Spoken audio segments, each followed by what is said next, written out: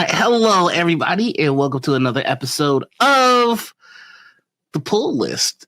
We have a recurring hero here, Crash, and we are going to pick up where we left off after our last episode with Crash. Now, just to clarify where we are in the timeline, this is taking place after the finale of Bad Meets Evil, before and during episode 1 of Agents of Lovely. I should have some guide around this time to make it a lot easier for you.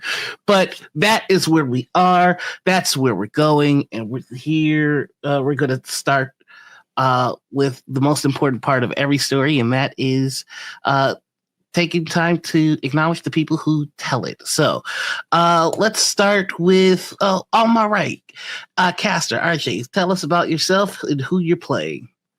Hey everybody, my name is RJ, and you can catch me at RJS282 on the interwebs. Today I'm playing Caster. He's a speedster with symbiote powers. Fun. All right, Popcorn, who's next? To my dear twin! Brother. Wait, that way. Yeah, I'm Abby. I'm your local indigenous nerd. You can catch me in most places at Enough of Abby. I'm an award-winning voiceover artist and TVRPG player, as are most of these cast members. But tonight, I'll be taking on the role of Palexa, Caster's twin, fellow symbiote haver, and a little bit of a genius, if she says so herself. Okay, and who's going next? Zachary. Hi, folks. I'm Zachary Vaudo. And I am playing, well, I guess more about myself. I'm Zachary Vaudo. I am a TTRPG writer, performer, and musician, both composer for TTRPGs and your ears. But today I am the titular Crash, your won't stop, can't stop, superpowered stuntman, running around for death's sake. And we'll just see how fast I can run today. Which means I will kick it over to the guy who is trying to fix that. PJ.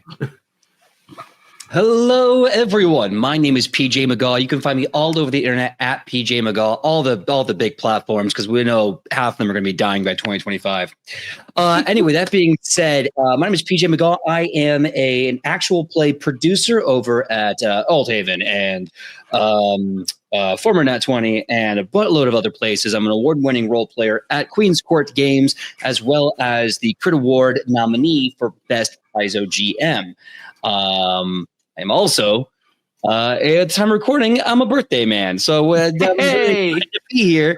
And I'm also excited to play Tyr Odinson, the god of justice from the Asgardian pantheon, and all-around man having a really shit day. So let's see what happens, eh? All right. And so we flip the page, and the first thing we see is a beam of light coming down from a helicarrier, and we see Tyr looking up to see a figure enveloped in that power. A former colleague who fell to temptation, the lure of power too much to turn away from. And after the light is gone, Torment, your old companion, is nowhere to be seen. And neither is New Jotunheim. Time passes and your friends walk away one by one. But you stand here in this empty space that was filled with life, wonder,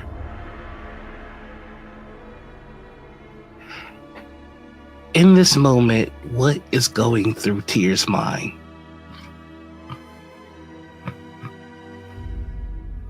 $266,437.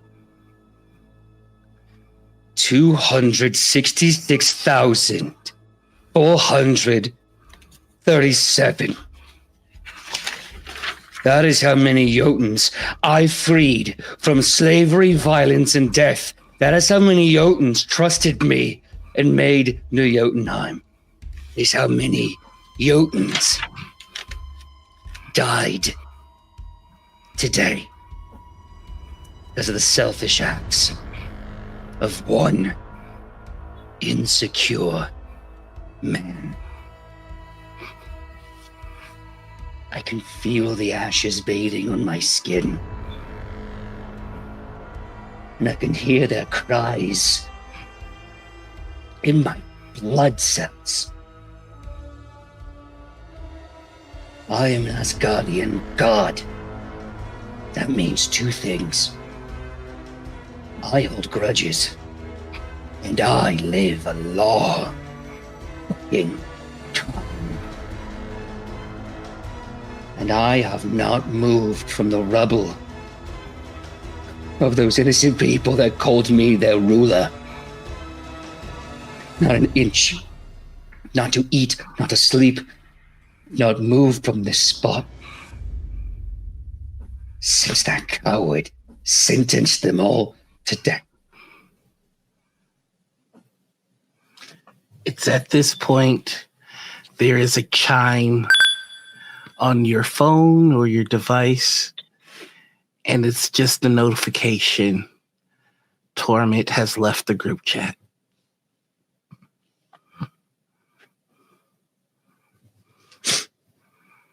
Delete notification.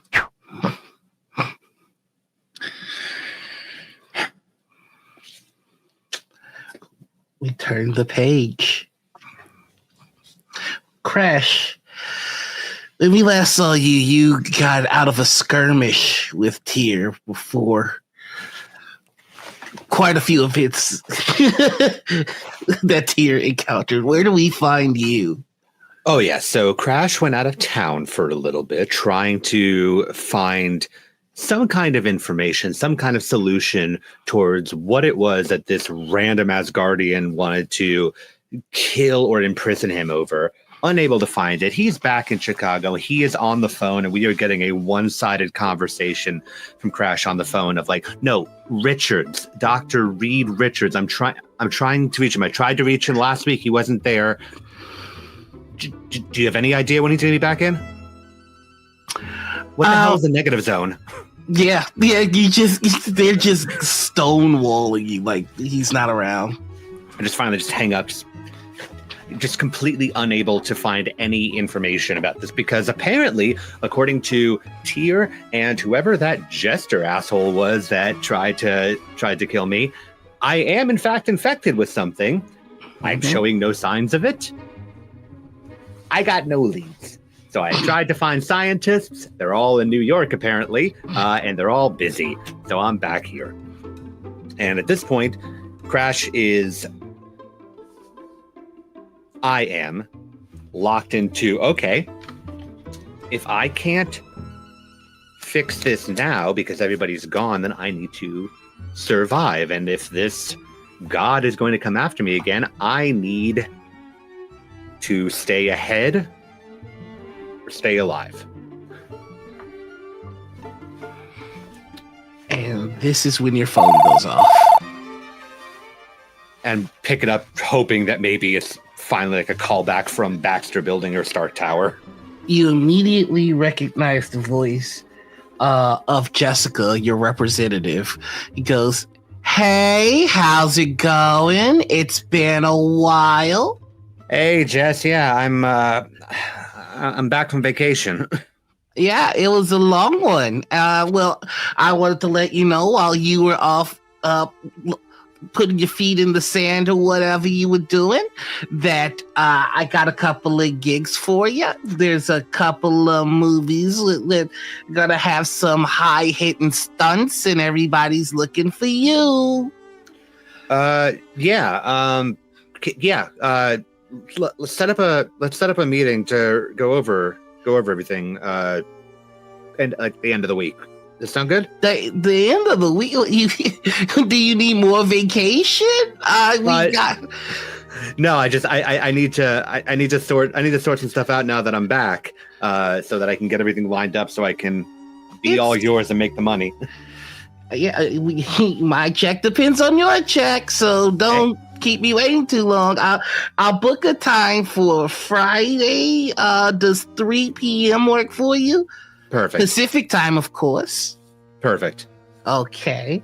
I will schedule that down. I've sent you the invite. You know the routine. Accept the invite while we're on the phone. I know, and I accept it. Okay. All right. Well, don't take too long. I want to take vacations too. There. Don't you worry. I just got something I got to get off my plate first. Okay. Bye. Bye.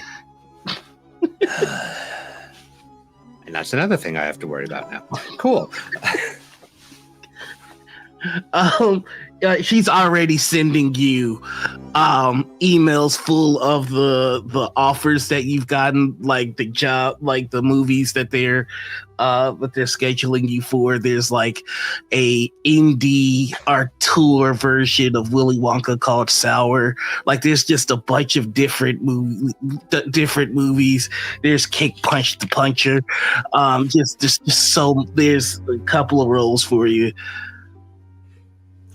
And that all sounds amazing, but right now my head is on keeping my head on. And I'm rolling back through like the people that I've met, and if any of them are available, realizing I don't know how to contact most of them at this point. I'm just piecing through it, trying to think of like who.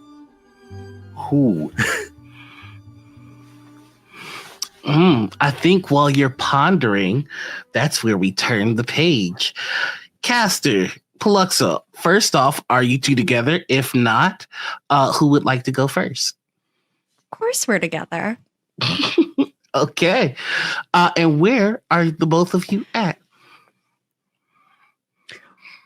We could say we're at the hotel room, hanging out for the time being, waiting for like Paluxa's acceptance outfit to come in.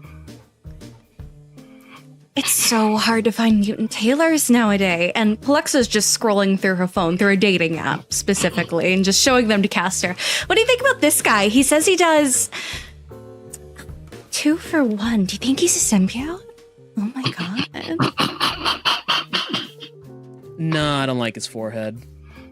You're right. You could land Rainbow Dash on that. That's ridiculous. It's like a 5? No, not even, like an 8 head at that point. Right? Oh, MODOK. MODOK. That's right. You don't know about that. It's like a giant floating head with tiny little baby arms and legs, and then like a lot of guns. Caster, is this about like when you go out with your buddies and you do that thing with the table and like the little dragon, like on Stranger Things? You're talking about D&D. I thought you meant roulette. Yeah, sure. Let's go with that. You're so funny. She's just continuing to scroll through until just that little bing of a match hits. Ooh, Hollywood. Want someone thoughtful? Consider. Oh, he's really cute. Weird name, though. Over. Do you think I'm coming on too strong? And it's like I heard you want a girl with good head. Good thing you're a 2 for 1 deal. In parentheses. No, literally. I have a symbiote. You shouldn't put that on your dating. And then he sees the name Crash. No, absolutely not. Why not? What? Just because he's a Hollywood guy? I'm not going to get played. I've got like 5 million followers projected this month. It's not going to be a big deal. If he does me dirty, then I'll just tell everyone and he'll get canceled. No biggie. Please, I met the guy before. He's all right, but like... Oh, I am going to need you to make me an ego check. Luxa, what is your ego defense? My ego defense is 16. All right, to get this lie off, you gotta beat 16 on an ego check. Non-combat, Non-combat. 17, baby. Ooh. Well done. Barely squeaking by. Plexus sees Caster's eye twitch slightly, like that tell of, I don't really want to talk about this right now. Okay, I'll give him a chance over text, and if he's weird, I'll say I told you so, and I'll buy you dinner. How's that sound? We gotta go to New York and go to Big Gay Ice Cream. You driving? No, I run. Right, because I'll drive then, whatever. You want to piggyback? I mean, it's been a while since we last did that, but like... Yeah, but the last time we did that, Lovely got so pissed. Do you never forgave us about the chandelier. I'm still grounded for that, technically. Chandelier. Caster's getting up and he's like pulling shoes on. Where are you going? Wait, I didn't mean like now. Where are you going? I was gonna go get ice cream, but I guess I can hang out. Oh, hey, this Crash guy's also only 0.5 miles away. Let's ask him to meet us there. It'll be so fun. And you can get a vibe check. You can catch up with old friends. I can see if he's cute or not. It says he's 5'11", but I think that's just when guys say that they're 5'9" and they want to lie. Shut up! It'll I be mean, fun. no, keep going. No, he's actually 5'11". See? You're catching up. Come on, let's go. Let me get my shoes. Give me just a moment. I just throw my phone and go off. Okay. Super Speed gets the phone off the couch and takes it with him as they go out. You're gonna need this. Right. Four doctorates, and I still can't remember my phone. Silly me. We turn the page, and the three of you are together at an ice cream shop, I'm assuming? Yeah, I guess I guess Crash in the middle of all of this got the message being up in the middle of all the emails and just you know what? Perfect. Just mind off this for a second and we'll walk to the ice cream shop and we'll walk in, look at his phone for the girl that matches the picture, see her and immediately see somebody right next to her. There is an ice cream sundae that is in front of Caster that is melting. He has his arms crossed and his leg is just going a mile a minute underneath the table, and he's mean mugging the door. Hey there! And just phone in the pocket, walk up, just immediate to Paluxa. Hi, I'm Caleb. Caleb, oh my god. I know we all go by the hero names on the app, but you can call me Katie. It's so nice to meet you. Nice to This meet is my you brother too. Caster. Eli. Would you believe it? We've met before. I know, I could not believe when he said that. It was we have to meet tonight. It's like fate. It's serendipitous, isn't it? How you doing, buddy? Peachy keen. It is amazing to see you again. How long has it been? 3 years, 4 days, and 28 minutes. Look at him. He's thoughtful. He remembers these things. He really is. And actually, speaking of peaches, a sherbet sounds so good right now. I'll order for the table. Yeah, could you? That'd be great. Yeah, and so Alexa walks off. And I immediately look and cast and go, what the fuck are you doing here? What the fuck are you doing here? I got a ping on a dating app from apparently your sister, which... But why are you here? She's receiving a grant. And I'm Okay. here to say congratulations. Cool. I'm not giving a grant, but, we can talk. Great. Lovely. Perfect. How This... been? Pretty awful. Well, actually, pretty fantastic. Up until about a week ago, when a god decided to kill me because apparently I'm infected with something. Not really sure how that came about. Can I have you both roll me a vigilance check, target number 10? Vigilance, non-combat 10, Mm-hmm. Fantastic, baby. 13. Holy shit. Okay, that was almost a 616. That was a 613. Yeah. So I'm going to say that Crash, you see it first on one of the TVs in this ice cream cafe shop. There's breaking news, and it's showing a bunch of superpowered people in Chicago having it out. And then there's just a crater, and standing in the midst of the crater, somebody very familiar to you, Tyr. Speak of the devil, and I just pointed the TV for Caster.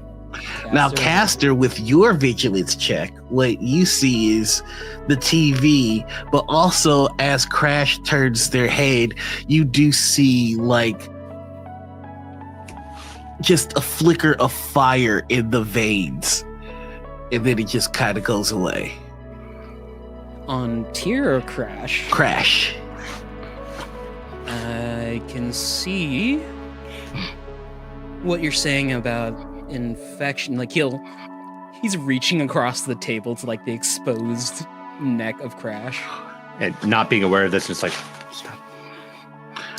You've got fire in your veins.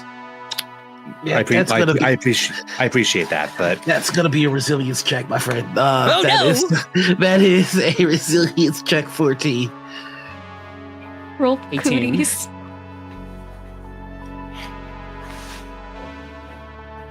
all right. He got it. Okay. You feel slow for a second. Like, the closer you get to the skin, the more like you just, for just the briefest second, which is a lot to a speedster, you feel the inability to accelerate the way that you normally could and would. It's almost like you feel like you're trudging in waist-deep quicksand for a moment. Caster does not like that at all. that's enough time for me to like swat his hand away. Yeah. And I'll just stop and I think it's the swatting of the hand that lets you know, like, you couldn't have dodged that if you wanted to. But that in this moment, I stop and look at him. I look over at Pollux at the counter, look back at him, and just go, "You have to help me." With what? Not getting god stomped by Lefty over there, please. You can't die. How's the problem for you? A, it still hurts, and B, the other option is I go into an Asgardian zoo / clinic, and I'm not a big fan of either of those things.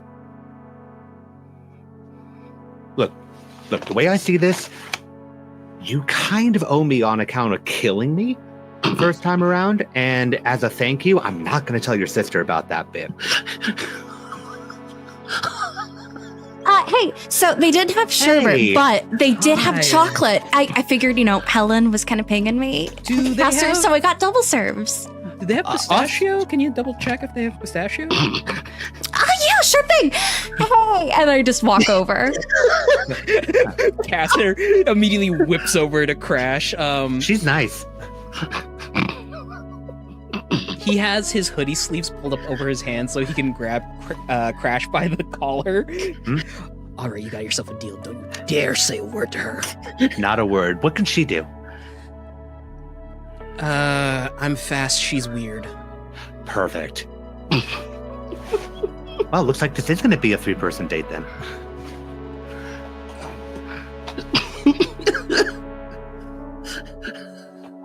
Hey, Katie, forget about the pistachio. I'm cool with the double chocolate.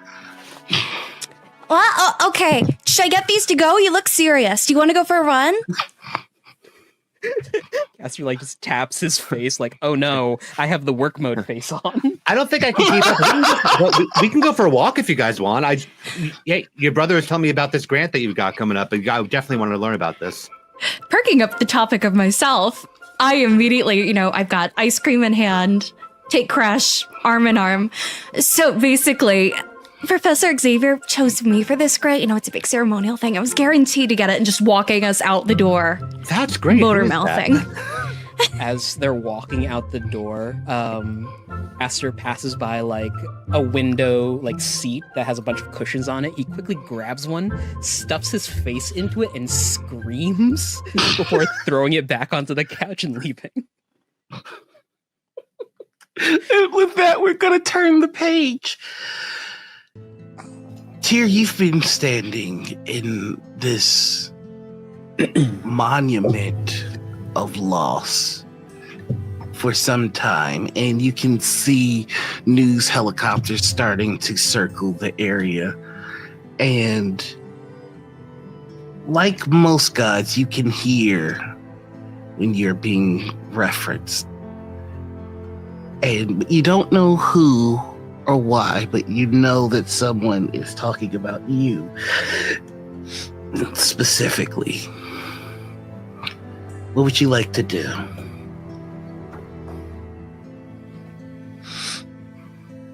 Firstly, I see the helicopters. I'm sure they're getting their news, and I just kind of sigh. Vultures.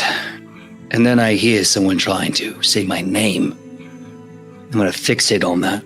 I'm going to try to take all my godly presence and isolate that. Okay, I am going to say Crash, Caster, and Pluxo. Which of you has the higher... I'm going to say this would be a ego. So who has the higher ego defense? Not Caster. My ego defense is 16. You're muted. I was gonna say, that makes us tied. Okay. Okay, so 16 is going to be the number to beat on a vigilance. Okay, so I roll a vigilance check, non-combat. Mm-hmm. Okay.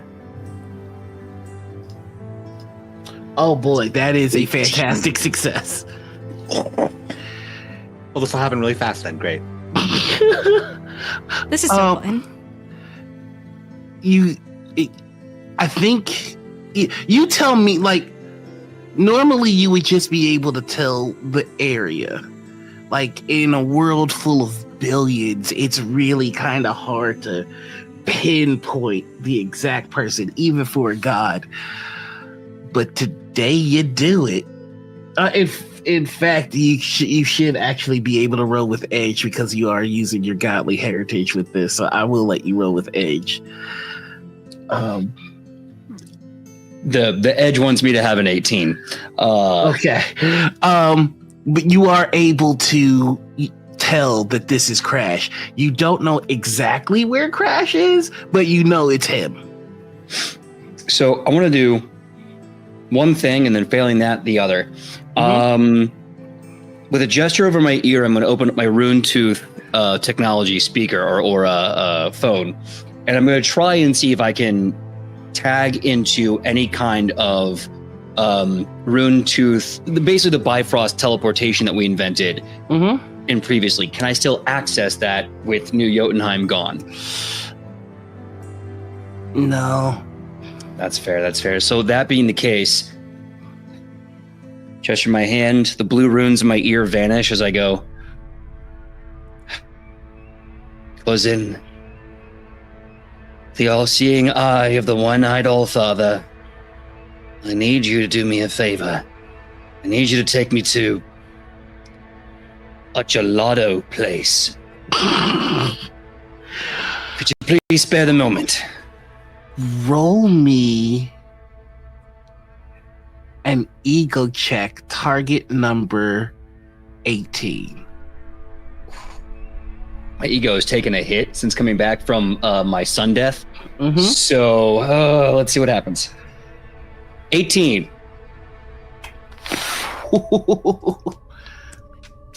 I am humbly begging Heimdall to not tell Dad, but please let me, with all my might, have this trip tonight. The sky gets dark. There's lightning. And thunder, and then a bolt of lightning right in front of you. And you see the familiar face of your brother, Thor Odinson. Brother, you seem to have fallen on hard times. Yeah, that's the mantle of a man who fights for justice and not just himself. I didn't come to fight. I came because I heard you in pain as much as you will refuse to acknowledge it.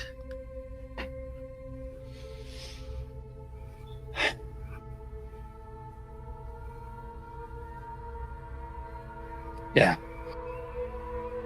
This Pain place, is the start of those words, yes. this place screams of loss. I'm sorry I was not here. Wasn't your job. It was mine. Maybe later, maybe another time when I get the opportunity, I'll reach out. But this was my task to fail, brother. He puts a hand on your shoulder if you allow it. Yeah. A battle is only ever lost once you put down your weapon. I don't think I've ever been able to put mine down. I don't know if I can, if I even wanted to. And so long as that is true, there is hope for New Jotunheim.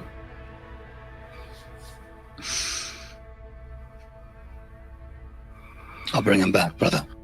This I swear, by my good hand. The Jotun will have their lives back one day. I don't know how, but they will. I offer you a boon, though I know you are reluctant to accept it.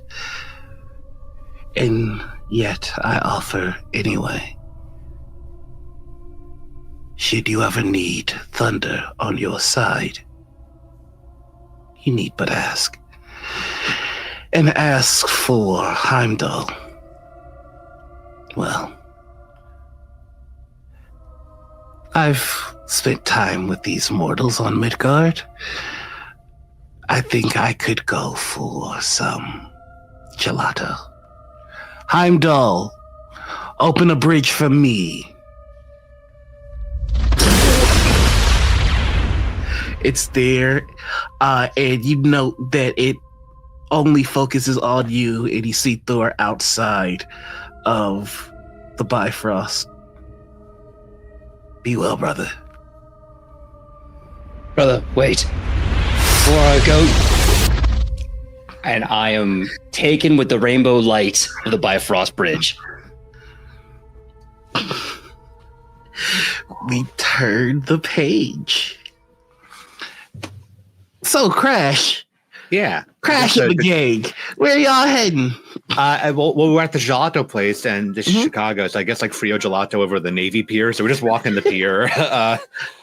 And I'm like, I am split between like focusing on like head swivel with new bodyguard and also trying to make this a pretty decent date. So I'm like actually asking about the study and the grant. I have no idea who Professor Xavier is. He sounds important.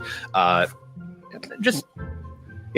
don't know where this guy is. He hasn't found me in the interim. So at this point, it's one of those like, like right in front of you. There is just this bolt of, it would appear to be lightning at first, but it is covered in all of the shimmering lights of the rainbow. And on the ground, there is burned runes of an old language. Yes, Caster. Can Caster have his phone out and there's just the singular click of Yes! taken like, oh shit. Click. Absolutely. Oh man, happy Pride. Happy Pride. You know what we have to do now. You know what we have to do, Noir. Oh yeah. All Asgard Pride Month. Let's fucking go. Oh yeah. Yes. For This is 1 my month, stuff. for 1 month, all members of the LGBTQ mafia get access to the Bifrost. Look. We have Thor, God of Lesbians. We have Tyr also there. It's perfect. Tyr, I'm here too. Tyr, I'm an ally. Talk Valentina, ally. But So yeah, just here, drop as down. you manifest from the Bifrost, you're greeted by the camera flash of a smartphone. And standing right in front of you is Crash. Katie, I think we need to rain check. There's a Wait, moment. what? Are you gay? Is this the pipe wrong? It's okay. I accept you. I accept you. Like, you can just tell me that. Bye, not the point. Anyway, Frost. So when the light fades, my flesh and blood hand is out, and I'm singing under my breath. Protect the tree. Never was one for listening. And I look and I see Crash, and I see Caster and Palexa, and my eyes just kind of narrow, and I go, huh. And I slowly start to walk over. I'm just gonna put a hand very lightly on Caster's arm as I just stand there holding the gelato in hand. Just go, hey buddy, it's been a minute.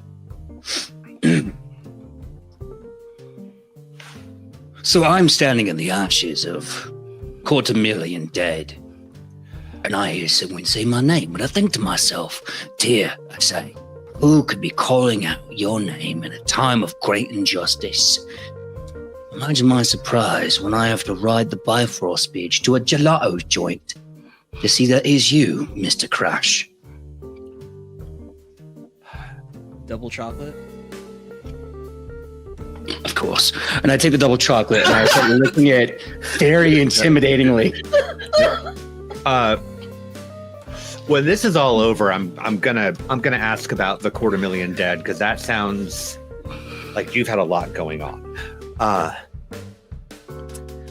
It's been not my favorite Tuesday, but it's the only Tuesday I get. Well, they are named after you. Yep. I don't suppose we could do this a different way than how we were trying to do it last time. Oh, the last time. Thank you for the... I'm in a bad mood, so I'll try to hold it back. The divine punishment. Mr. Crash, who are your friends, and why does this one give me this sense of something familiar? And I point to Caster. Well, you kind of crashed the date, but we can come back. Not we can circle mine, back to that. theirs. Oh, no, my apologies. I didn't know this was a date. Why saying my name on a date? That's a little... We need to have some conversations What? if you think... Look, Yeah, I was Nope. gonna say, I was totally accepting if, that's who you are. Caster And, asked I didn't want to hey, interrupt. Caster asked what I've been up to, so I figured I'd tell him about the last big thing I was up to, which was Okay. nearly getting pummeled to death by an Asgardian. That doesn't happen every day. I was holding back, yes. Yeah. Yeah, and now here we are. Yeah. So Tyr, Caster, and Katie. Caster, Katie, Palexa, Caster and want to be a professional. Palexa. Palexa. Caster, hold on. Not like the Greeks? Argonauts. No? Oh, thank God. I don't No, yeah, the branding manager had a Olympian. whole thing about it. Oh, Weird do name not- convention at the I lab. do not have the spoons for an Olympian. Okay, good. So I she's... need everybody to make me a resilience 15 Okay. check. Tier, you get to make it with Edge. Yay! Why? Except you, Crash, you don't need to make it. Okay, cool. I was gonna say I do too. I do too if I want to, but Oh, no. Oh, no. no. Resilience. Oh, God, no. Okay. I have... You said I have edge or double edge? Or no edge? You have Edge. I need all of Uh-oh. Okay. I made it. it. Better. So raise your hand if you failed. What was the DC again? 15. Or the TN? Oh, 15? Yeah, you So all we all made it. made it. Yeah. Oh, okay, good. Missed it by 1. You No, felt 15. I made it. Yeah. Me too. No, I thought it was 14. My bad. you all feel a wave come through you emanating from Crash. And for a second, it feels as though you do not have access to your powers, but then it immediately comes back. Are you telling me for a split second he was killable? No. Damn it. No, for a split second, you were slow. There's a moment where I look at my hand made of light coming from the cuff, and it kind of flickers a bit. And I look at my other one, and I go, "Mr. Crash, are you still infected?" So about that, I can't seem to get a hold of Tony Stark, Reed Richards, or any of the names that you dropped on me, disparaging as they were. Isn't Richards in the negative zone? Yeah, you know, I found that out. Huh. The negative zone. What is that? They didn't tell me. It's a zone, but more negative. Is it one of the parallel realms, the dark realms? It's a Fantastic Four thing. It probably is. Fantastic Four. It's a Pont's name, if you ask me. Anyway, I didn't. so you reached out to Reed, son of Richards, and Tony, son of Stark, and none of them at the time of day of fuse. Is that correct? Yeah. Basically, that's about it. Yeah, don't feel bad. They couldn't show up to my acceptance either. Like, they funded the thing. Part of it, at least. And see, like I had not known about Paluxa. That's somebody else I could have reached out to, but we met under much better circumstances instead of that. Okay. How much time have you had to get this problem solved?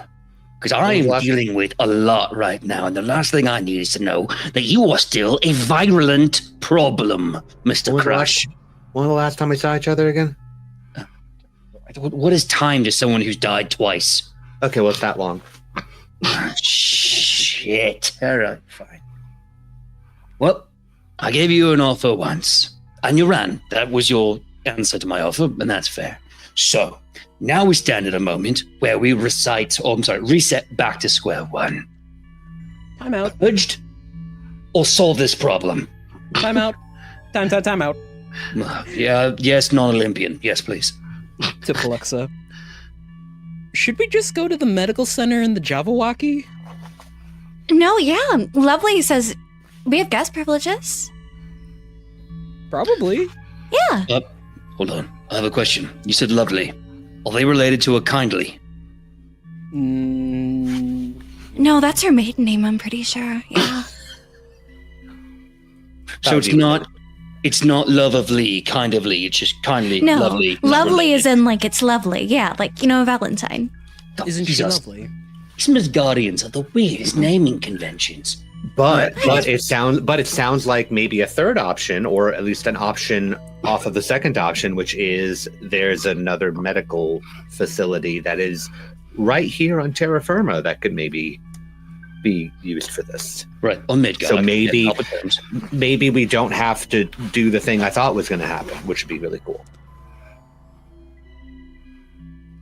I've had enough destruction for one lifetime line. All right, fine. I'm gonna say, for a god of justice, I'm really digging that like our meetings so far are not like all over the place. Well, yeah, if you're going to be a real god of justice, you have to have patience and wisdom and integrity and understanding. If you don't, then you're just a god of violence, or you're that little. I find that. There's been some stereotyping. Well, that's what happens when people don't understand justice. They understand vengeance and violence. And as a god of vengeance, he ain't me. So you know what it is. But Katie, you mentioned a medical facility, and you happen to be, from the sound of it, a pretty brilliant scientist. Do we want to maybe give that an examination? I mean, I only got my doctorate in medical science, like my second year in college. I mean, you're so nice, but also, you said on your profile you were clean. You're sick? It's not that kind. Okay. Yeah, I think I've got the keys to the jet in here somewhere. My pocket. Yeah, give me just a second. The jet will get here in just a moment. I'll call Rainbow Dash.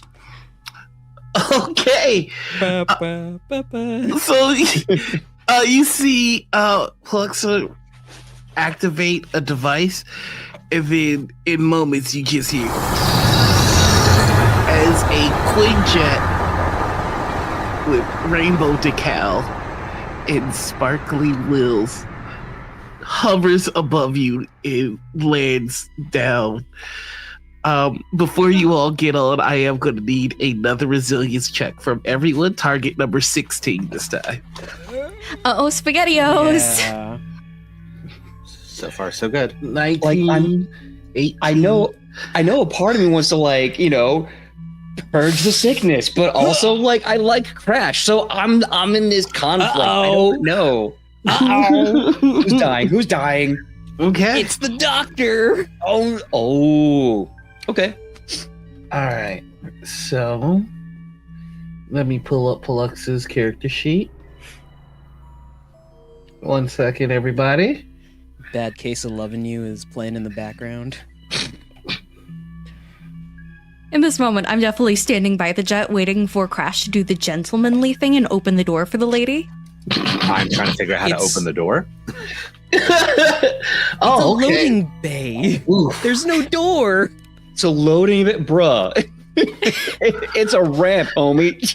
He's still trying to figure it out. 1 is your basic powers. 2 is your telepathy. 3 is your telekinesis. 4 is 2 of them. Oh no. Oh no. Oh no. Okay. 2. 2.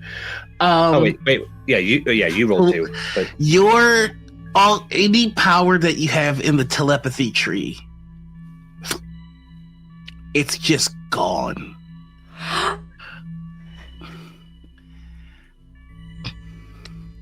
Oh my god. Like you feel that wave hit and hey, you okay? Yeah, I think I just need a motion. It's okay. And I, out of instinct, you feel Helen just twitch abnormally, scrambling as if wait, something's wrong.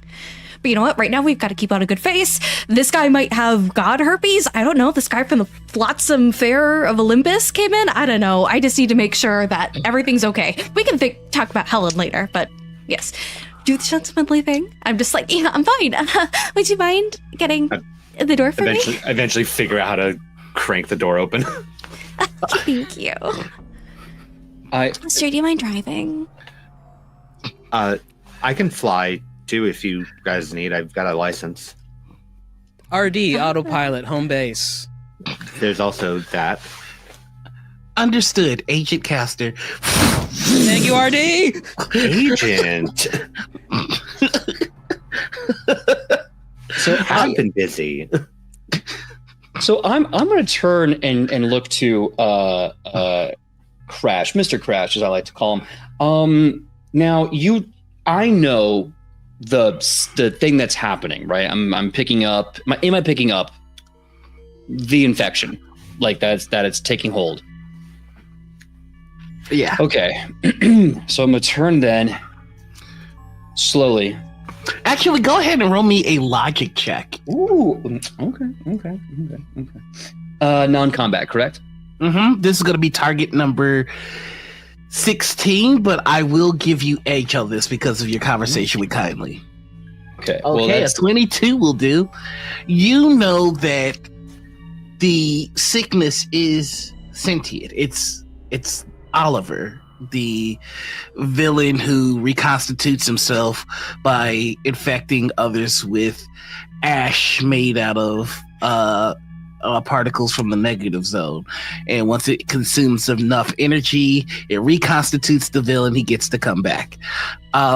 You're also aware, or you're starting to notice, the more powered individuals that Crash is around, the more aggressive this infection becomes. Okay.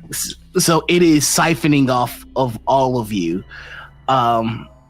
I'm gonna say with a logic check of 22, you're even able to spot like there's a dull shine to the veins in Crash's arms as whatever's inside of him is getting stronger.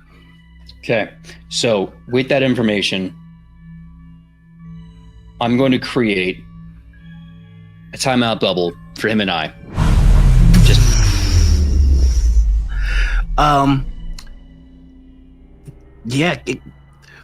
everything stops for everyone except Tyr and Crash. In the middle of asking Castor about being an agent. Hey. Oh, and I just look at Tyr because I saw him do this to a cop. Hey. Mr. Crash. We're going to a medical facility. We're not moving. Well, we would be. I know what's happening to you. And the fact that you are putting yourself in a position, unknowingly, I'll give you that much, to risk making this worse, means that we have to have a conversation. Okay, well, sure. You know what? Sure. I managed to stumble into a way to do this that didn't involve space prison or death, and now that's not good enough. So please tell me what is going on. You're the man in your blood. Wait, let me try that again. Yeah. Please. Sorry. What? I just in Asgard this makes sense, but with mortal tongue, it's like yeah. I don't live forever. I'm stupid. I gotta. That's up in the air. All right. A gentleman by the name of Oliver, such. Sorry, Oliver. Oliver. Yes. Oliver, accents, whatever. The point is, this gentleman has created some sort of infectious living smart cells. Dr. Kindly was kind enough to harvest mine out that you unknowingly gave me. Wait. No, stop. Sorry. No, that doesn't. Oliver's dead. That's how Castor and I met. Please don't tell Paluxa that. I made a promise. He's dead in a trash can, as far as I'm aware. Yeah. And apparently he can also regenerate on a molecular level using, in a sort of biophagic level, other people's DNA. The infection that you are spreading, the way our powers seem to feign and wane, is Oliver feeding off of us to inevitably in one way or another come back. Now, you are patient 0 for Oliver 2.0. And it seems that you can't stop it. And I don't know who can on a molecular level. How does he even do that? He's dead. I don't know. How can you come back from jumping out of a 5-story building and parkouring over Chicago? That's private. This is kind of different. But nonetheless, I suppose Oliver has his private, different reasons. I thought you said. I figured you knew. If you knew, then it could be something that could be stopped, so it doesn't happen again. I am not as brilliant or nice as Dr. Kindly, and I don't even know if they have a cure for Oliver. I know they know, and told me what's going on with you. Can we take this knowledge to the fancy medical center with the nice, attractive scientist lady that's steering the plane to help fix this?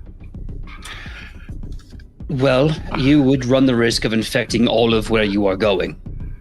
And you have to ask yourself if that is something you wish to risk. I have lost 250,000 people today. I don't want to lose another 5,000-10,000 on Midgard. How did you lose them? Was it Oliver? No. Okay. Fuck. It is to be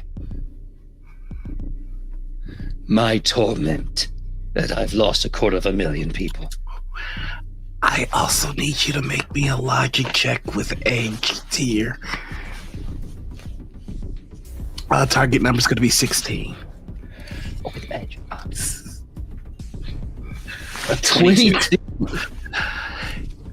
I think it's at the asking of this question that you remembered that the reason that you were informed about this infection in the first place was justice. And that I'll just leave it at that. You do know that they had some hand in this. Mr. Crash. You are unfortunately a winning pawn in someone else's game. I think we've already established this conversation, and I know who it is now. But I have to ask you a very personal question. What is it that you... what's your gift? What do you do exactly? I also have to note one other thing. Tyr, you're going to need to make me 2 resilience checks. And you are aware that because you're in a time bubble, that means that if you're making 2, the people outside of the bubble are probably about to make 4. Oh, well, thank God I'm doing well. 19 and a 20. I'm okay. To Caster and Palexa. Caster and Palexa, I need you to make me 4 resilience checks. Why would they? Wait, wouldn't they make 1 if time's moving slower for them? Yeah, because we're moving. They're at a dead stop until the bubble's done. Time is moving slowly for them, but it's moving regular for you, and you have Oliver in you, which means that you're giving him double time to get after those 2. Okay, I thought that they would move slower so they'd get 1, but that I gotcha. Mm-hmm. So long as they're in the bubble, they are essentially at severe risk of getting infected. Oh no, it was just me and him. They're outside the bubble entirely. Yeah, no, that's why. Yeah. Oh, okay. So sensing that this is time is wasting, you would know, like, oh shit. Yeah. Sensing this, I look to him and I say, Mr. Crash, if I kill you, do you get better? Haven't found out yet. I think if I do permanently die, then that might just be it, because it's really hard to kill me. Well, you know what? It's a time for faith and miracles, isn't it? And I close the time bubble, and suddenly everyone, you see me standing with Crash, as if we just had this very in-depth conversation, and this sea mist washes over me, and immediately my blue suit and tie vanishes, and you see me wearing my war gear, my beard braided up, runic war paint, chainmail, the old Asgardian chainmail on the arms, a fur mantle, no shirt, leather waist wrap, and greaves. And with a flick of my hand, you see this blade made of psychic energy just appeared in my hand, and I say, Mr. Crash, for the sake of everyone in this plane, the agents of Lovely, everyone on Midgard, I hereby sentence you to be atomized, and may whatever keeps you together bring you back better. Caster? Are we about to have a fight in the motherfucking Quinn chat? Sorry. No, this is our baby. Lovely is gonna kill us if we crash this. Look, we can all Again. fly, right? I can fly. Can you fly? I fly all the time. Really quickly, on those 4 resiliency checks, Okay. target number is 17. All right. Do you want to go first, Abby? Sure thing, RJ. I One, believe in you. And I'm so sorry. Nope. No. That sucks, bro.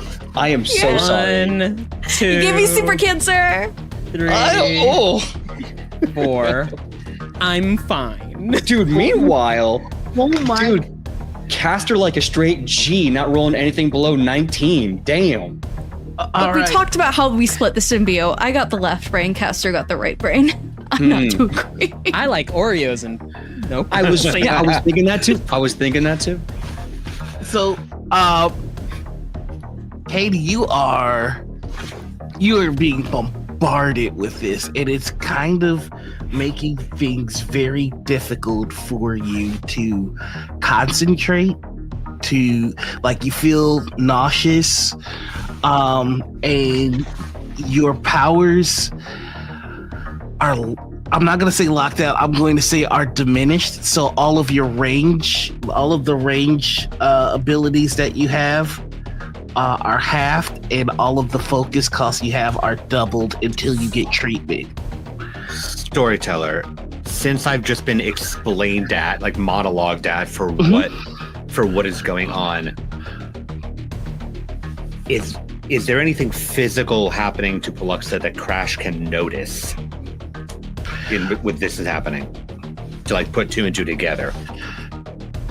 Because I've been told that I'm going to infect people.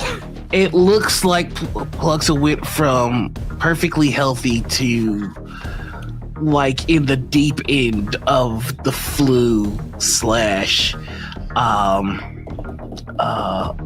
god, what's it called?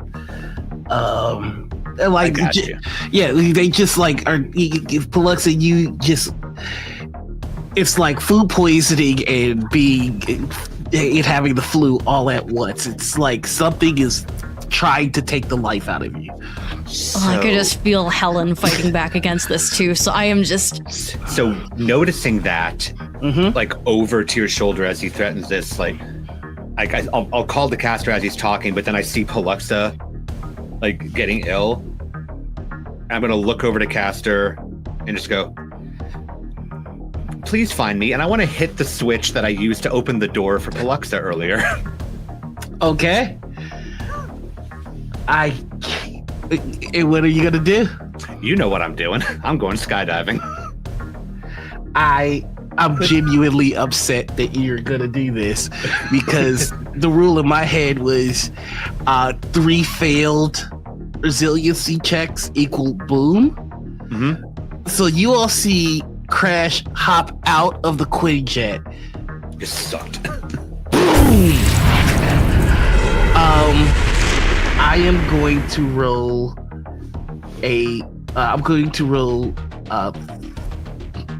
this is gonna be a lot. I'm gonna roll 3 D100s to see how much damage you take. Unless you roll stupid high, I can take it.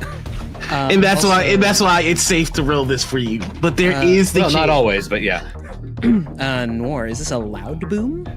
This is a very loud boom. Could you hit me with a rank 3 attack then, because of my anathema? Which is loud sounds. That's right. That's 118 points of damage to you, Crash. Cool. Can I impose real jinx on this since it's dealing harm to me? And you re-roll that with trouble? I'm gonna say that's not gonna work on this. Okay, I wanted to ask. Good try. I wanted to ask. No, that's fair. That's fair. Bro, I can just grab it. Let me know how. I could still take it. All right. This is what I'm built for. As for you, caster, you are taking 15 points of damage. 17.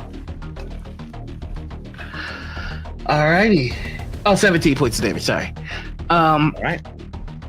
So now we have a problem. The Rainbow Dash, the Quinjet, has been knocked off course, and its autopilot is failing as it is tumbling towards the ground. Someone is going to need to make a target number 16 agility check to keep this thing in the sky. And if you do not have the piloting tag, you will be rolling with trouble. So I do have a piloting tag. Mm-hmm. It may be up to me while the boys fight. Uh-huh. I hope I don't throw up all over the controls. Oh, I think you're still gonna roll with that. Well, no, you're gonna roll even because you have the tag that would give you an edge, but because you're sick, that gives you trouble. So it's just a straight up target number 16 agility check. All right. 15. Can I use my reaction to assist? Yes. So one of those gets edge. Mm-hmm. Thank goodness. please. You gotta hold me up while I'm throwing up. All right, let me edge that thing. Hawk Tua. Oh, Come on. Oh no, that's still a 15.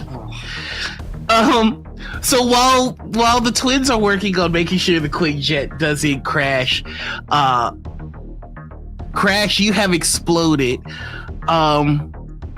And you see as you're falling backwards, you see the fire that erupted out of you begin to form a humanoid shape. Tyr, what are you doing while this is all going down? So let me get this scene in my brain. Crash has done the most badass Captain America, like backwards, just self-vent out of this bad boy. Mm-hmm. Okay, so he's falling. Yep. Palexa is drunk driving. Caster, what is Caster doing in this moment? Caster is helping Palexa keep this thing in the air. Okay. To that, I'm again standing in my Asgardian war gear, and I kind of say over my shoulder before I do the same and jump out with Crash, but I levitate so I don't die. I'll say to Caster, listen, non-Olympian, you are welcome to join the fight. If you try to stand against me, your judgment will be the same for you. If you stand with me, then you will have me at your side. The choice is Buddy, yours. I'm not standing anywhere if this thing crashes. So Like it's the alarm is going. Then I kind of look around at all the klaxons. I'm like, all right, well then, don't die. And I jump out. I jump out the vent, levitating and like flying down with that as my sword is drawn. Tyrfing pulled close, ready for war. Okay. And as you hop out, Oliver, the flaming scourge has now formed itself into this humanoid figure. The flames are darker, like there are flecks of black and blue in the flames, and they watch as Crash is falling. Yeah, to that note, can I use a reaction in the as this happens? I want to grab him. I'm gonna say you're gonna roll with double trouble as he is completely flamed, but if you can make this happen, this will be sick. I'm gonna nerf that. I'm gonna nerf one of those with my charmed life. Okay, so that is the second reaction. Yep, I've got 3 of them, so I can do that. What am I rolling though? To grab him, you're going to need to hit his melee. All right.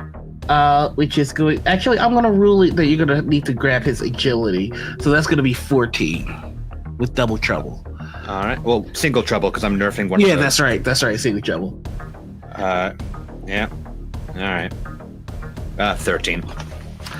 So you reach for him, and you would like if this were a human, like pure solid human, like when the Human Torch erupts, he is a man covered in fire.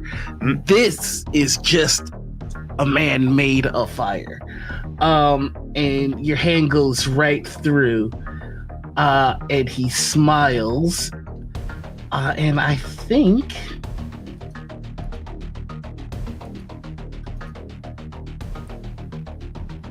no, he's not going to do that for you. You see, as he turns, and he's going to shoot at the Quinjet. All right, so Oliver, in his confusion and flames, is going to lash out and attack the Quinjet. Now, let's see. The Quinjet has damage reduction 1. It's 75 hit points. are you saying I have more HP than the Quinjet? Yes, you do. All right, here we go. As he takes a shot, I'm going to say that it is going to be a target. It's flying out of control, so that makes it predictable. And you guys failed the piloting check, so I'm going to say that's going to put it at a 14 to hit. And here he goes. That is a 19 to hit as you see just a stream of fire fly out of his fist in the direction of the Quinjet. And it will hit for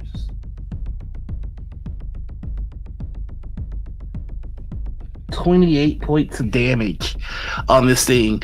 Caster, Pluxa, you, as you're trying to get this thing on the level and out of its spit out, you feel it gets rocked by just a jet of fire. It's getting real hot in here, and the paint job is absolutely thoroughly fucked. You know Lovely's gonna be pissed about this one. Unless you're able to fix it in time. But now that's going to bring us to our initiative. And this might be the coolest initiative ever.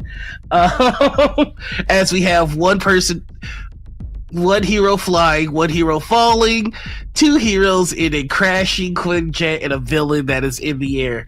This is gonna be fun. So go ahead and roll me your initiative and tell me, and I'm gonna ask you what you got, and that's what you're gonna tell me. So let's go ahead. Which one was it? Is it this one? Do I roll with any like trouble because I'm free falling? Oh, you absolutely do. Well, actually, no, you don't. It wouldn't change your place in the order. It's just like, you got to figure out how to get yourself in the fight. Right. That's okay. I rolled 2 1s and a marvelous, so. Let's go, my dude. This is a wonderful Saturday night. I'm having such a good time. Canonically. Out of character, this is so fucking fun. Oh my god. Yeah. Canonically, Tyr did say it's Tuesday. Oh, yeah, Tuesday. it's Tuesday because I made my appointments for Friday. Yeah, and look, when you're Tyr, every day is Tuesday. Aster, what did you roll? 20. And also let me know, did you get a fantastic success? Did not. Okay. Alexa, what you roll? 12? Did you get a fantastic success? No. Tyr, what'd you roll? I rolled oh crap, I just forgot. There we go, 15. And did you roll a fantastic success? I did not, no. And Crash, what did you roll? 12 with a fantastic success. Okay. So that means that, Crash, you're going to get a bonus round, which starts now. You are plummeting to the ground. You look below you. You're, like a couple thousand feet in the air, maybe 5,000 feet. And the ground is approaching quickly. Well, I don't have any flying abilities. So,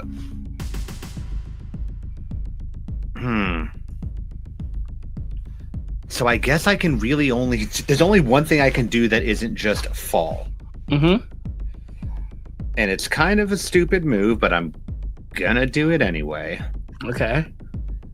Noir, could you re-explain how the Omega Push works?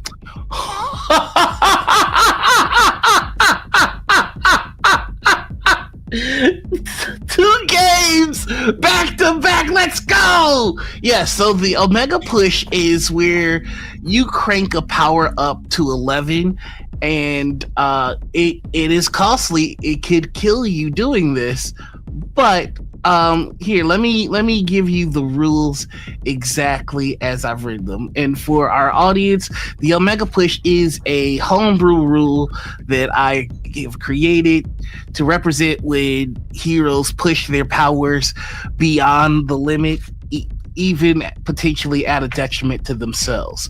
So in order to activate here, I'll just read the description. Omega Push is a risky maneuver that allows characters to tap into their deepest reserves of their powers, pushing their abilities beyond their usual limits. This action can lead to incredible feats, but comes with significant narrative and mechanical consequences. So to trigger this, you're going to need to make me a DC 20 resiliency check. Mm-hmm. Now it triggers regardless of if I succeed or fail, right? It's Correct. just like, okay, well, and may I use my luck on this roll? Because it says that I can just use it on an action. Omega Push does not allow for any outside factors, unfortunately. Wanted to check. Mm-hmm. That's an 18, but it's a marvelous. With a fantastic success. Okay, so that means that the consequences are going to be duller for you. There's that. So I'm going to say that you're not going to need to take the initial hit point damage. Okay. But what power are you affecting, and what are you trying to do with it? So I'm going to have to.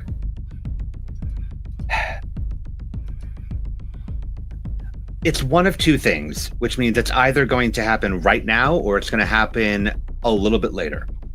Okay. Because again, I'm free falling. Basically, what I want to do is do something that causes me to rapidly change directions and just go cannonballing at Oliver. I'd either like that to be jump 2, which I know I'm not on solid ground. So if I can't do that, then I'd like it to be bounce back, which is basically just going to ricochet me back up at him.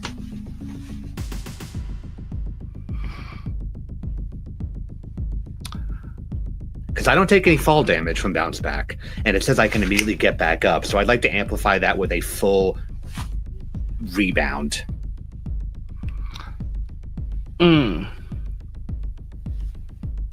So here's what I will offer you instead. Okay.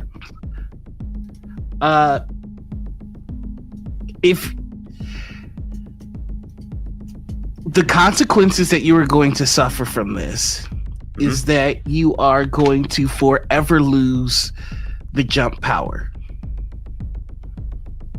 I can do that. It turns into flight 1. So tell me how you discover that you can fly. I am reaching for him as I'm falling, and I finally, like, I'm falling, he's falling away, and I'm gonna do one last arm thrust at him, and that's when I just abruptly change directions. Okay. And so what goes through Crash's mind when you realize, wait a second, I think I'm controlling this? Like, as you realize that, holy shit, I can fly. It's a brief pause in the brain, and then I say, under my breath but out loud, so really only one other person besides me can hear. How's that dance move? As I just rocket at Oliver. Okay. That is going to be your turn getting to Oliver. Oh yeah. And I got an extra one though, so it's fine. Mm-hmm. All right, and we are going to go to the top of the round with Caster. So what do you got going on?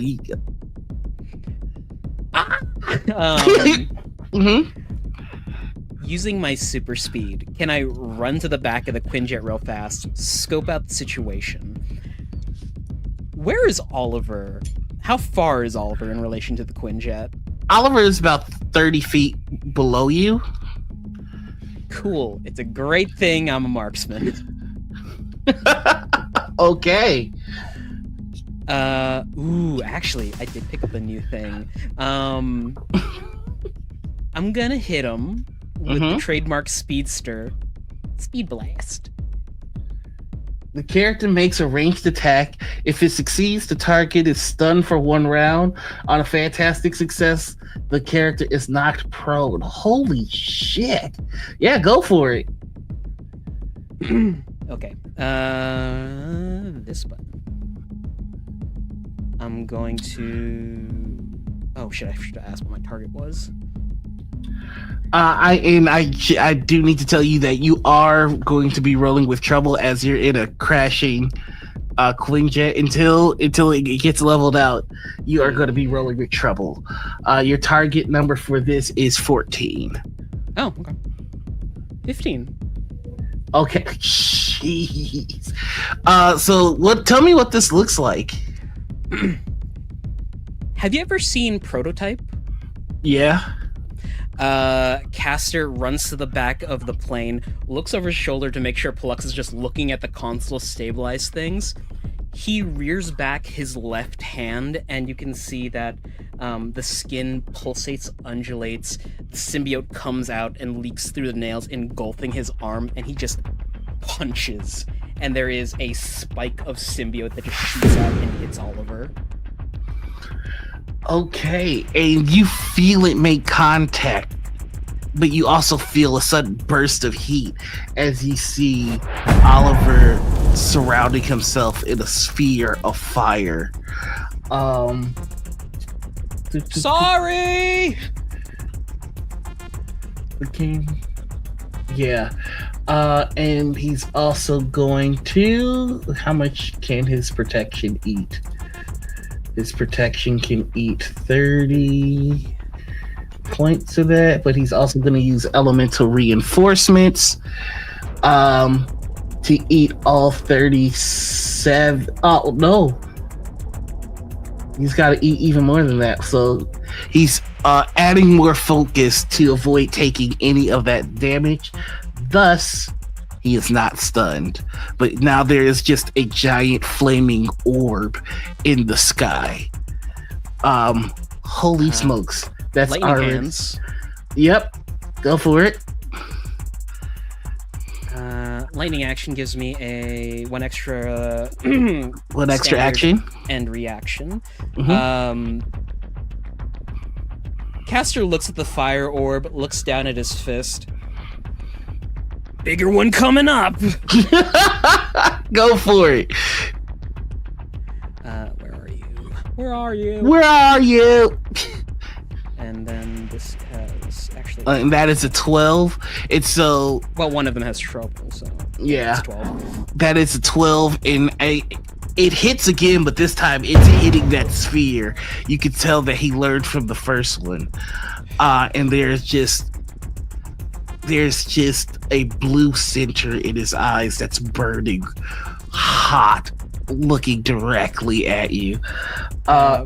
Really quick, I'd like to also use my movement to move back to the cockpit, but before that, Caster yells, "Hey, Hot Air, remember me?" You just hear, you. Oh boy. Run. Oh boy. That's going to bring us to Oliver. Oh fuck! I didn't know he was there. Oh boy. He's going to use his full movement. His full movement of 20 to fly to on the cockpit of the Quinjet, just standing outside the window. You can see that the window, as top of the line as it is, the window starts to melt just at his presence. And he opens up his hand, and there is just a white hot burning ball of fire, and he's placing it on the glass, aiming it at you, Caster, and he's gonna fire. Before that attack has trouble on me. Hell yeah, it does. If it's targeting my agility.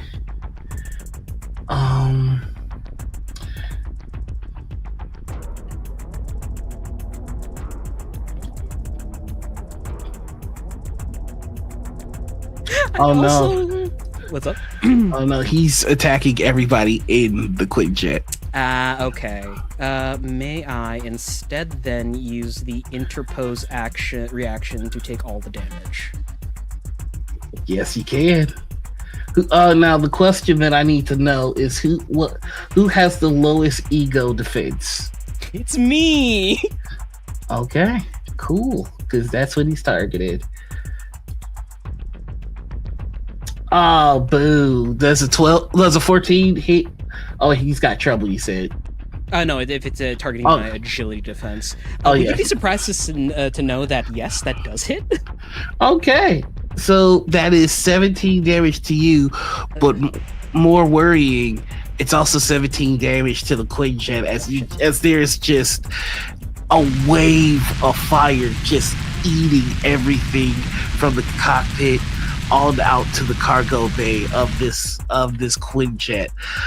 Tier Crash, you can see that the Quinjet is in a bad way. And Paluxa, you feel the waves of fire on either side of you as Caster protects you from it. There is the smell of burning, and you can tell that Caster has taken some heat. And that was going to bring us to Tier. Okay. Out of curiosity, because Tyr doesn't not know what you all can do. I know you're fast, and I know you have a lot of cool powers, Alexa. Do any of you have anything protective? Also, just for the record, Paluxa, all of your abilities are back as Oliver has now formed, and you are no longer infected by the sickness. Oh yeah, my symbiote's coughing him out, but we'll get back to me later. I've got a gun. Hell yeah, the best power in America, baby. I got a condom on first date. I don't think that's the protection that... You know, I don't want to know. Well, if the symbiote forms a sleeve. Right, no, like in theory, it works, but I don't want to think about that because it makes too much sense. But that being said, you know what? There's definitely going to be an eyebrow raise when I see that both of you as symbiotes, and under my breath, I'll just say, "My torment," and then looking back at Oliver, I'll say,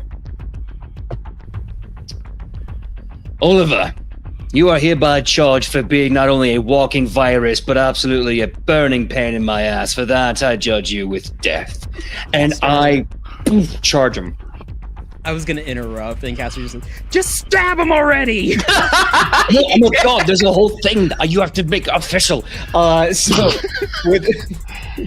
I charge him, and then I start blasting with my TK attack in the form of Tierfing. Crash. I want to make sure I get my brain right on this. Crash, you and him are like he's back up on the cockpit. As far as you are aware, I am free falling. I'm about to change that on my turn. Hell yeah. Okay, so is he by the bay doors or is he by the he is on the cockpit. He's on the nose of the Quinjet. Outside of it? Yep. Do you all need air to breathe? Yes. Yeah. Okay, that's that plan. So I don't charge him. Okay. I have line of sight. He's on the bridge of the nose, and I have lightning actions. So first action, I'm going to do a telekinetic grab, and you're going to see this kind of massive godly visage of Tyr in his war gear, like grabbing him with a big hand. Gotcha. A logic attack. And it's not my signature, so I can't. Oh my god, that is a 23 fantastic success. So what attack are you doing? I am doing hold on, let me find it. There it is. Telekinetic grab. The character makes a logic attack against a melee defense of a target within 5 spaces. Times the character's rank. If the attack is success, the character grabs a target with their mind. On a fantastic success, the target can also be pinned. Breaking free requires a successful melee check against number 20. I thought there was some damage I could do as well. I might be wrong on that. So that is a telekinetic crush, but you have to have the grab first. Hey, I'll take a fantastic success on that. So I'm going to pin him to the nose of the jet, unless he can break out. He breaks out on his turn, correct? He can attempt to break out. Okay. And his turn already passed. Okay. Do I do my bad idea now? No, I'm going to save that. So what I'm going to do is while he's pinned, I'm going to raise my hand and hovering above like suddenly you see the telekinetic projection with runes just bleeding silver tears. You see Tyr, and the TK manifestation pulls out Tyrfing himself and tries to stab down into him with a signature telekinetic attack. Okay. So that is a If it's your signature attack, don't forget to roll with edge. yes. And now I have to roll damage. I realized my last roll was non-combat. Here's my damage on my attack roll. Telekinetic grab does not. Oh no, but it says make a logic attack. Yeah, it does do damage. Okay. So I could actually take. Let's see. Let's see how much damage that would be. That would be 6 times. Oh my god. Yep. Okay, wait, hold on. But a fantastic success does not double the damage. No, it's Okay. fantastic. Cool. Times That- 10 plus 9. That would have been game over. All right, cool. So you've got Oliver, and he looks at you and goes, "Don't you get it? It doesn't matter what happens here. I will return." Okay, I'm gonna have to do my dumb move then. Don't call Heimdall. No, Okay, that is So- your dumb word. so much worse. no. So the grab did how much damage exactly? 29. The grab did 29. Oh, that's not too bad. Oh, well, hold on. Let me add his damage reduction. Oh no, the grab, not the attack. Because if he's pinned, I think, and I haven't rolled edge yet, so I'm just wondering how much the grab did. PJ, for what it's worth, I also have a dumb idea I can do. 29. Yeah, it does. I was right. 29. I got a smart idea. Okay, so the grab did. Oh no, the grab. No, that was. My apologies. I'm so sorry. That attack is my would be my telekinetic attack. I haven't re-rolled anything because I was curious what my grab. Oh, with okay. with the- Okay, no, I got you. Yeah, my That bad. would be 6 times 10 plus 9. So that would be 69. Nice. Okay, so I did 69 on the grab. I'm raising the blade. I'm going to retcon this if you let me, GM. I'm not going to Go for attack. I think about it for a second, and I go, like a terrible phoenix, you'll rise again. And with that, I am going to instead, do I still have it? Because I know I changed some things around. Do I still have telekinetic toss? No. But instead, I am going to put him. Then, there's a way to freeze him. Is it timeout bubble? I think is the one. Okay. No, that's himself and someone else. Poopy. Okay, so I want to basically put him in a state of frozen, like bit of stasis, and move him towards the ground. Do you If I have can do timeout others? He did it to a cop when he met me, so yes. But powers changed. Things have changed. Okay. Yes, since I died in the sun and came back, some things have changed. Got it. I don't have. I don't think you can. I can freeze time for someone else with timeout tag. Everything and everyone else can act normally. Oh yeah, then that's all you need. Yep, there we go. Timeout tag. So while he's grabbed and sitting still, I am going to kind of wrap him in the judge's scale and throw him towards the ground and crash. Okay. Perfect. That will be your turn, and that is going to bring us to Alexa, you are up next. Setting the scene. Oh, go ahead. Oh no, go ahead. Setting the scene. It's terrible. Holding my stomach, coughing, bile, blood, just as these flaming hot bits of Oliver come out of me. Mm-hmm.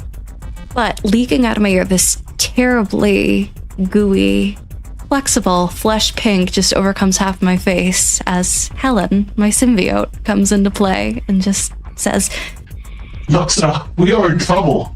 We need to get this ship floating. "It's not a ship, Helen, but we can. Okay, give me a second. I think that gave me an ulcer or something." And I am going to move to get the jet to Not crash land, but roughly land. All right, this is going to be a agility 15 check. Now you do have age since you no longer are suffering the penalties of the infection. I got it. Let's Okay. go. You look different. You have a karma to reroll. I That do. is a 14. You do have age as well. Oh shit. I'm gonna roll that karma first. You're gonna want to use your edge first. Yeah, roll the edge. Oh, first. edge. Right. Gotcha. Thank you. You're only one off, so. Edge in. There it is. 15. Let's go. And so you pull this out of a burning spiral and you get it level.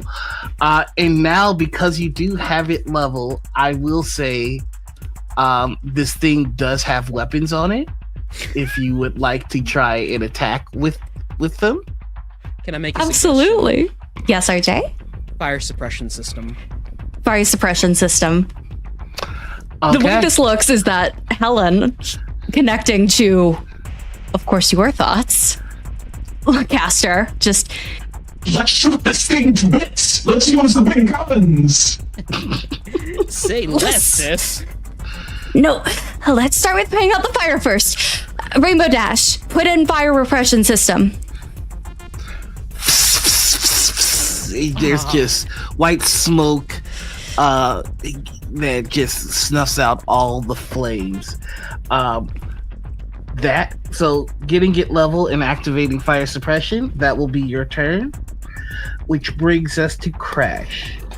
Yes. So Tyr has put Oliver in timeout and thrown him down towards the ground, which is about the time I think that Tyr would see that Crash is no longer free falling, but Crash is somehow coming straight back up. Now, Storyteller, you told me this. I want to confirm. So I had jump 1 and jump 2. You said I've lost those in favor of flight. Yes. Do I have flight 1 and flight 2, or do I just have flight 1? Just have That will flight change 1. things for me. Okay, cool. So that changes the speed at which I move. So I am going to... I'm going to grab him as he comes down towards me. I imagine it won't take much to grab him if he's unable to resist in timeout. Yeah, I'm not gonna make you roll for that. Cool. So then what I want to do is I want to use my full action and movement to pivot 180 in the air and rocket straight down with him. I'm not aiming at the ground. I'm aiming at the river. Assuming Okay. we're still in Chicago. If we're not in Mhm. Chicago, Oh, no, I'm aiming no, for no, the that- biggest that- body of water. That plays out just fine. And as soon as he makes contact with the water, the fire is snuffed. And in your hand is just black goop that dissipates in the water. I will let it go. And then I'm just going to just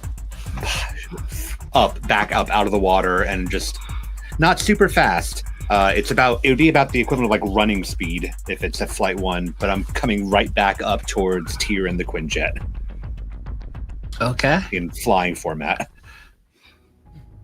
All right. And so you all rendezvous on the Quinjet, I'm assuming? Really quickly though, I will need you to make me a resilience 18 check, Crash. Okie dokie. How's that 23 with a marvelous success? That's perfect. All right. It's what I'm good at. And you're all on the jet. What would you like to do now? Where's the I'm giant just gonna ball of fire? I'm gonna float back into the Quinjet, looking just as confused as everybody else is right now. We're gonna talk about that new development later. I don't know, but I figured I should put the fire out with the water, so he's in the river. well, he was in the river. Now he's a bunch of wet stuff in the river. And to be a little bit more specific, it is the lake that he is in. Lake, sorry. Yeah, Mhm. yes. Lake, river. got It was all water coming at me really fast. So, you're telling me that the guy who can infect people and then come back to life is now diluted in the lake? I figured if he was infecting us because he blew up and it was inhalable, then I would mute it. RD, water. list armaments. Storyteller, really fast. Mhm. I know from the last time Crash and I had a little shindig that I was able to reach out into justice, this fake justice that brought me to Oliver and all these other situations. Am I able to use that exact same sense to A, make sure Crash or no one else here is infected, and B, to see if I'm still getting a ping that Oliver is alive or on this plane of existence anymore? So I will get right back to you on that one. Rainbow Dash responds to Agent Caster saying, two front-mounted machine guns, 2 missile launcher bays on either wing.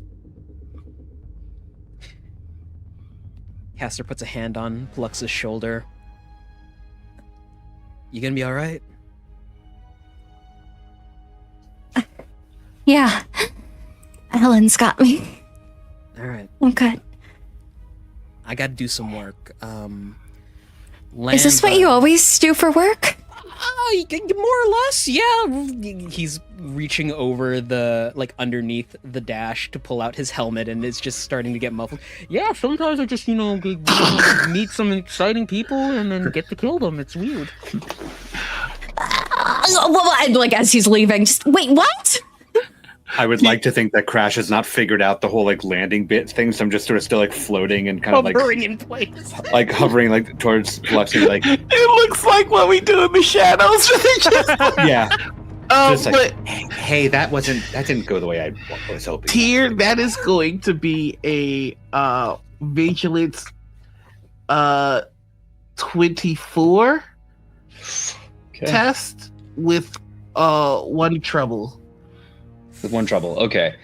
Do I get an edge because it's my domain, or does that cancel out, or? It cancels out, so whatever you rolled naturally. Well, it's only an 18. You're not picking anything up. It does have a marvelous success on it. That's what Crash said. It's got an M there. Just a big M. You Marvelous. are certain that no one in the Quinjet is infected. I can give you that, but other than that, you're not really able to tell. You had it set to M for Mini when you wanted W for Wumbo. I just want 1 Wumbo combo. All right, so I'm going to sit there, and you could just see this frustration building, and I go, I hate to be very rude, because I know that you're having, I believe, what the Valkyries call a dick appointment. Oh, what? No. Oh, no, just gelato. Great. Either way, I have to. It was going to turn into that, but then you interrupted. But go off, I guess. Exactly, and I want to get out of your hair. Could you drop me off in the lake? Yeah, so what's going on? I need to go back to the lake. I have a just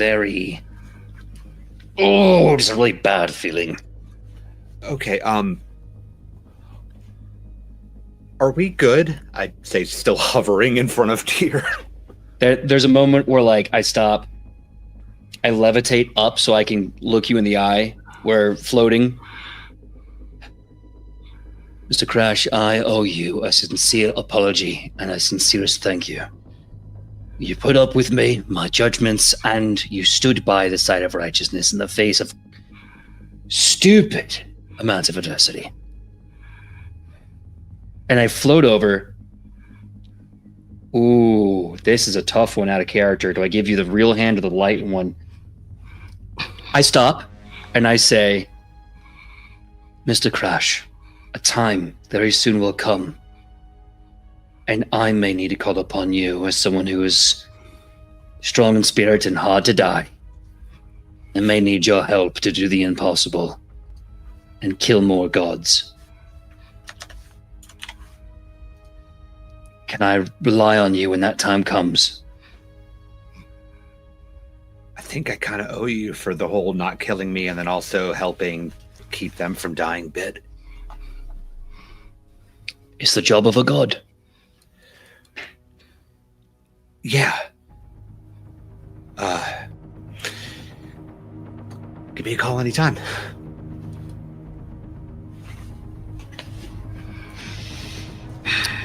I offer forward the flesh hand for a handshake. I take it.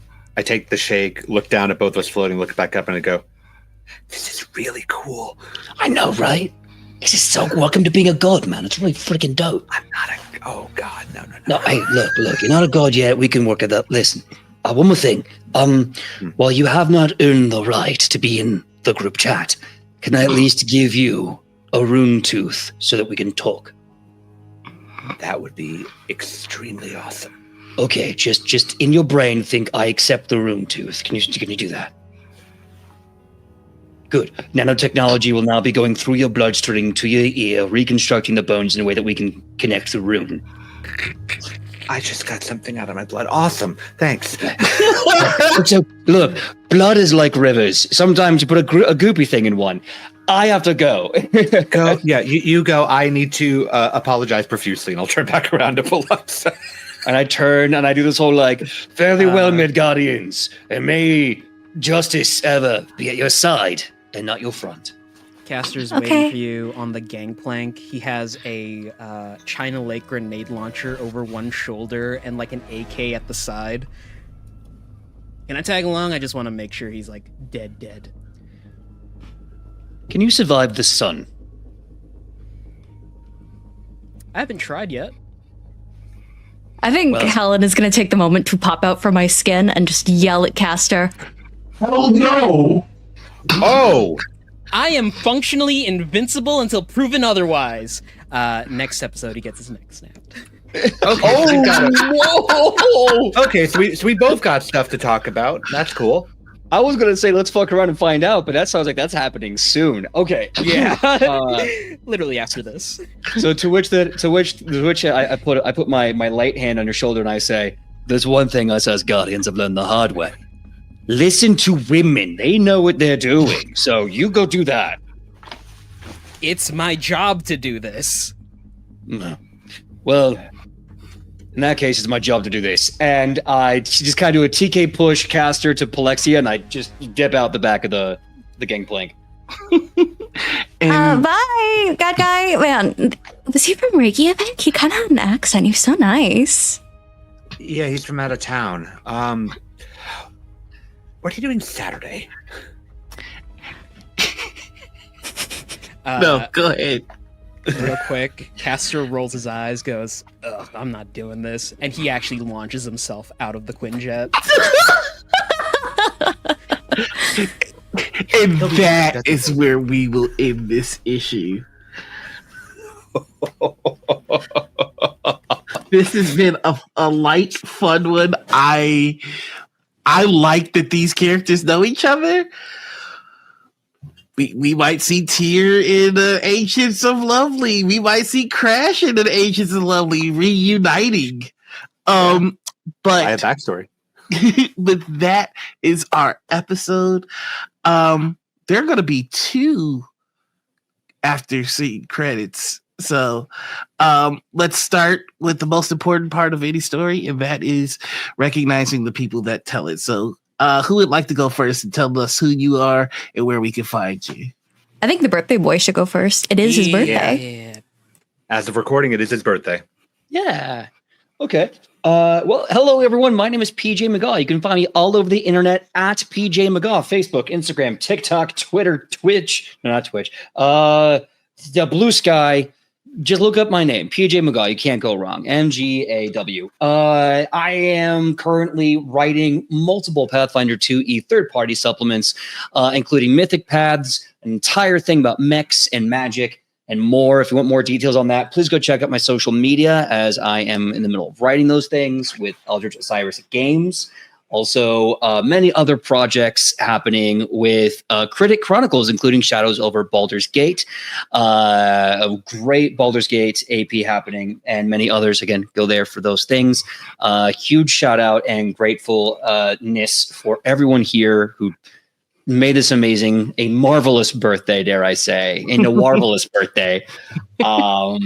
And yeah, go check me out on social media. Be kind to each other. I love you all. And I'm going to popcorn to someone who had to sit there the quietest, the longest, putting up with my bullshit. Well, not quite. We're doing something different. Oh, okay. So thank you for telling us where we could find you. Where do we find Tyr at the end of this? So we're going to cut to, I guess, the Chicago Lake in question. And he is looking for the ooze that was Oliver and forming a portal behind him. You're looking for ooze and you don't find it. What you find is water moving unnaturally until it makes its way to the shore. A humanoid figure made of water takes a few steps. And you hear a voice that sounds like someone talking underwater. And it just says, well, this gets better and better. Storyteller, may I do one last thing? I will give you one last thing. I smile to the man made of water. I change the portal with a snap of my fingers. And I think to my brain, the last time I tried this trick, I died. I'm feeling a lot luckier now. As I reach to grab him and to see if I can pull him into the sun. And that's where we end that story. I do believe you were going to popcorn it too. Polexia, being awesome and having me interrupt your date. You've been so nice to me. It's such an honor to share tables with folks like these. But if you want to see more of me playing with amazing tables like this, check me out pretty much everywhere at Enough of Abby. I'm doing cultural consultations, I'm doing sensitivity reading, and I'm an award-winning GM and voiceover artist with Twisted Fates, Dino Crisis. If you want to see 10 Candles, Tales of Mortality and Horror, and of course, fucking dinosaurs, check that out on the Twisted Fates YouTube channel and see why we're in a multi-award-winning webcast. I'm going to popcorn it over to someone who also... Where do we find Paluxa at the end of this? Hey, Crash, what kind of restaurant would you take me to? See, I'm a really big fan of Indian food, but I like to think of myself as an international kind of guy. So like Indian food, Japanese food, something not standard. We're talking over some Wagyu steak, I'm thinking, Yeah. Look, Crash, you're a really nice guy, don't get me wrong, but look, Helen and I have been talking, and no, don't right here. If you can be subtle about it. And just the tiniest little sliver of a symbiote pops out of the corner of her hair and just says, You fucking suck, and you taste like cigarette butts. I don't even smoke. That's where that panel is. Who are you popcorning to? I'm popcorning to someone who also puts up with my bullshit, Zachary. Hi, folks. I'm Zachary Vaudo. I can fly now. You can find me all over the internet at SneakerNet or SneakerNet Music. I make electronic industrial music for your ears, but also for a lot of different TTRPG streams and game streams on the internet. I'm also in games regularly with RJ and Abby over on the Hype Goblin channel on Thursdays.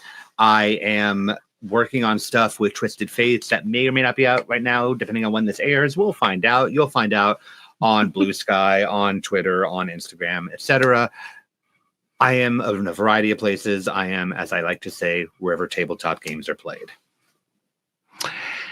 And where do we find Crash after the date went bad? After the date went bad. So at this point in things, Crash has interacted with a lot of different people. In Chicago, a lot of different heroes and anti-heroes and potentially villains across the board. And trying to land on like what to do. And the big thing that he has noticed is that there is a substantial lack of quote unquote A-team heroes in this city. Obviously I had to go out of town just to try to talk to Tony Stark and Reed Richards. And so we find Crash at home in his studio, and he's got just some paper out and he's been drawing up some stuff. It looks like he's drawing up rendering models of a building, and it has a few names crossed out.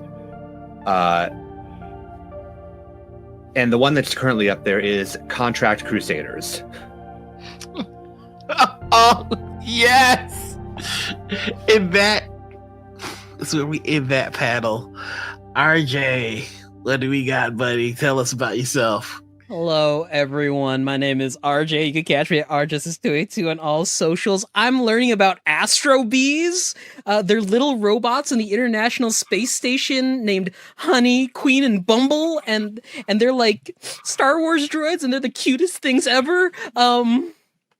PJ, I'll send you the thing I saw. Anyway, other than that, I'm doing a lot of things with Abby and Zach, and we're all over the place. So whenever we do things, check out all of our socials. Yeah. And Caster hasn't jumped out of the clinch yet. Where is he going?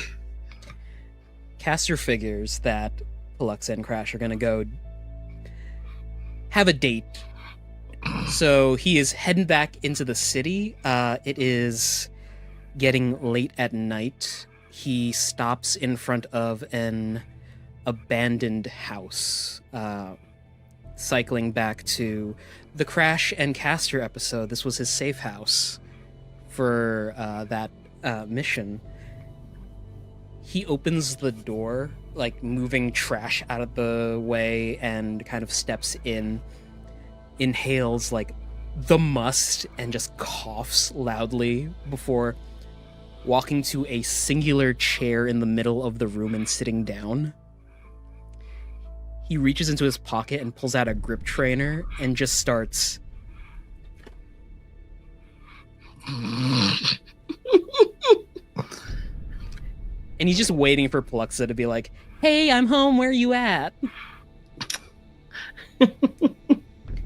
I love it in that. So we'll turn the page on that. And here's the after credit scene. We see Tyr with a handful of water and a portal behind him with the blaring heat of the sun. And just as Tyr's getting ready to push,